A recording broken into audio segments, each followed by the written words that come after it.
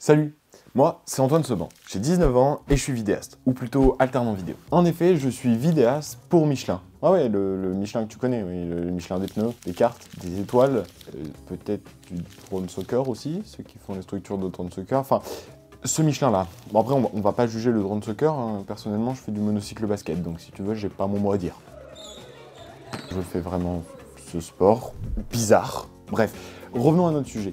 Le Michelin dont je vais parler aujourd'hui, c'est le Michelin de la formation, le centre des échanges et des formations Michelin. Le centre d'échange et des formations, qu'on va appeler plus simplement le CEFM, une quinzaine de personnes qui vont travailler ensemble pour proposer des formations techniques et commerciales pour les métiers du pneu et au-delà du pneu. Et là, je le vois déjà, vous posez des questions, mais ça sert vraiment à quelque chose d'avoir un vidéaste dans une équipe pareille? Oui, parce qu'en fait, on a très souvent besoin de nouveaux contenus vidéo. Pour faire passer le temps beaucoup plus vite aux apprenants, on essaye de varier les manières de leur expliquer la même chose. Souvent, l'apprentissage réside dans la répétition. Et la vidéo est un excellent médium pour passer de nombreuses informations très rapidement, de manière ludique. C'est pour ça qu'on a besoin de moi. Donc je fais des contenus de formation, mais aussi des vidéos promotionnelles ou encore des retours sur des événements qui ont été créés par d'autres équipes. Mais alors quel genre de cursus il faut faire pour devenir vidéaste? Et c'est quoi vraiment un vidéaste? On va répondre aux questions les unes après les autres. Alors non, il n'y a pas d'école pour faire vidéaste. Je vais au GIP Foirainval, du BTS MAV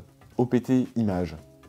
On peut peut-être enlever quelques lettres encore, mais je pense qu'après ça devient vraiment incompréhensible. On va revenir un peu en arrière. En fait, tout ça, c'est pour dire que je fais des études pour devenir cadreur, mélangeant de la théorie et de la pratique. La formation a comme débouché le métier de cadreur ou d'assistant caméra. Sauf que moi, ça me suffit pas d'être uniquement cadreur. Et il faut un peu plus, quelque chose de plus mouvementé, avec plus de missions différentes, des missions variées. En effet, j'ai de multiples missions et de multiples casquettes qui me permettent de découvrir de nombreuses compétences et de les développer. D'abord, sur un projet basique, j'essaye de comprendre la demande de la personne. Une fois que j'ai compris cette demande, je vais commencer à me pencher sur le projet. Souvent, il y a un script qui est déjà fait, mais j'aide à l'écriture et puis surtout, j'aide à passer d'une idée à la réalisation en vidéo. C'est moi qui m'occupe de la pré-production, donc principalement les autorisations de tournage, les autorisations de droit à l'image et puis tout ce qui est préparation du matériel en amont. Pendant le tournage, je m'occupe de l'image, du son, de la direction d'acteur, toute la partie technique. Pour finir, je passe sur une session de montage qui est fait sur Premiere Pro, donc c'est un logiciel professionnel que je fais le montage image et son. J'ai fait pour cette vidéo un petit jingle.